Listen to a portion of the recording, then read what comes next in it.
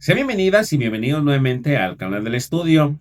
En este video vamos a continuar con el estudio de las obligaciones y ahora vamos a analizar uno de los elementos más importantes de toda relación jurídica, los sujetos, porque realmente pues no podemos entender una obligación pues si no entendemos primero quién participa en ella. Y aquí debemos de comenzar con una idea fundamental. Los sujetos, pues son las personas aptas para tener derechos, pero también son personas aptas para poder quedar obligadas. Es decir, son las personas que participan dentro de una relación jurídica. Ahora bien, algo importante es que cuando hablamos de sujetos, pues no nos referimos únicamente a las personas físicas, también pueden ser personas morales, por ejemplo, las asociaciones, las sociedades civiles, las sociedades mercantiles, corporaciones públicas, sindicatos, organizaciones laborales. Todas ellas son reconocidas por la ley como sujetos jurídicos, independientemente de las personas que lo integran. Y esto significa que pueden tener derechos y obligaciones propios, es decir, poseen personalidad jurídica propia. Ahora bien, para que exista una obligación, realmente pues no se necesita una gran cantidad de personas, bastan solamente dos sujetos. Por un lado, tenemos a quien posee el derecho de exigir una conducta y a esta persona se le conoce como acreedor o sujeto activo. Por otro lado, tenemos a quien soporta la deuda o quien tiene el deber de cumplir y a esa persona se le conoce como deudor o como sujeto pasivo.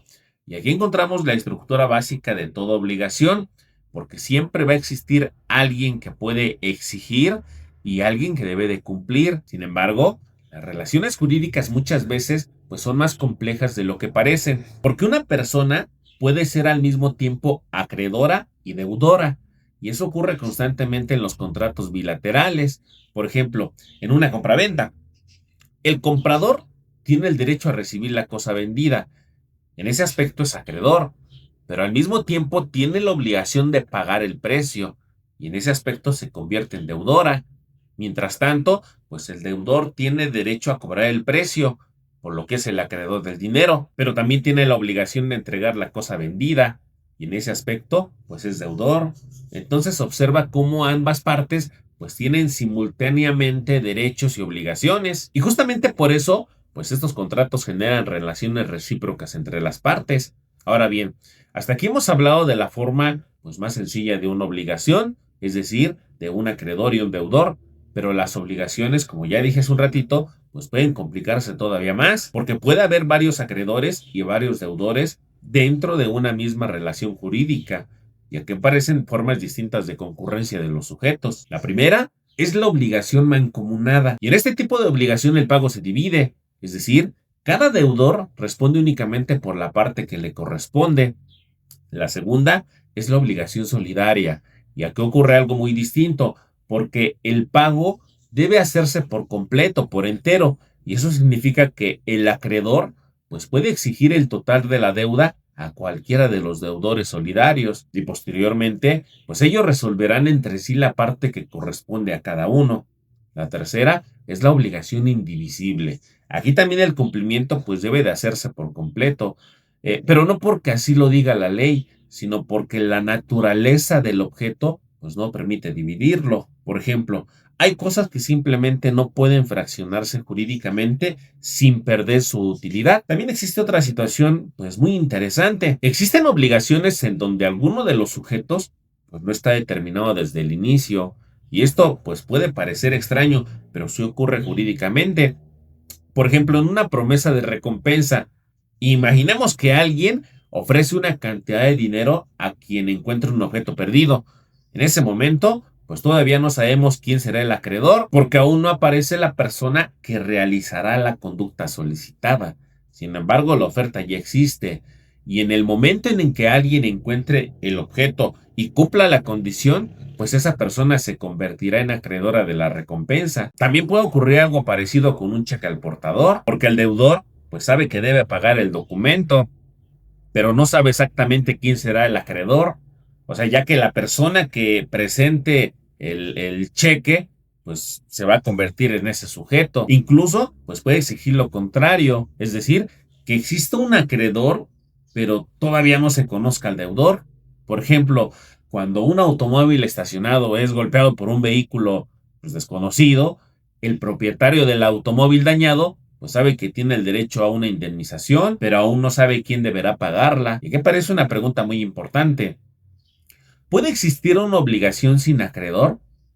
Pues a primera vista parece que sí, sobre todo en casos como la promesa de recompensa, pero jurídicamente, pues la respuesta es no, porque para que exista una obligación debe existir una relación entre acreedor y deudor.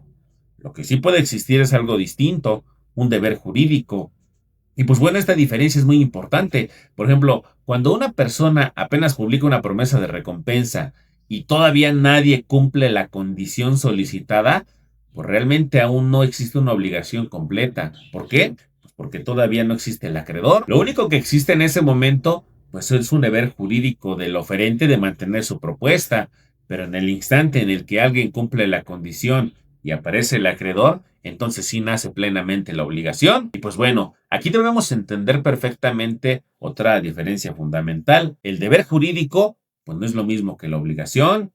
El deber jurídico, pues es un concepto todavía más amplio, porque consiste en la necesidad de comportarse conforme a lo que ordena la norma jurídica, mientras que la obligación, pues es una forma específica de deber jurídico, porque en la obligación existe una relación entre dos personas, una que puede exigir, ya lo dijimos, y otra que debe de cumplir. Por eso podemos decir que toda obligación es un deber jurídico, pero no todo deber jurídico constituye una obligación. Finalmente, a pesar de todas estas situaciones complejas, pues el concepto clásico de la obligación pues sigue siendo válido, porque en esencia la obligación continúa siendo una relación jurídica entre acreedor y deudor, y aunque en algunos casos pues alguno de ellos puede encontrarse provisionalmente indeterminado, pues al final debe de poder existir esa relación jurídica entre ambos sujetos. En resumen, los sujetos pues son el elemento básico de toda obligación.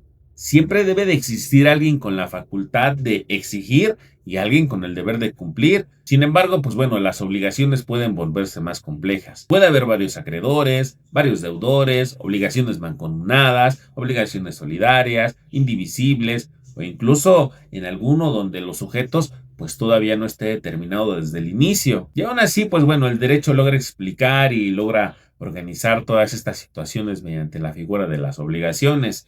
Si este video te ayudó a entender mejor este tema, te invito a que lo apoyes con un like, que lo compartas con más personas interesadas en estos temas y si quieres ir avanzando paso a paso, te espero en el siguiente video. Muchas gracias.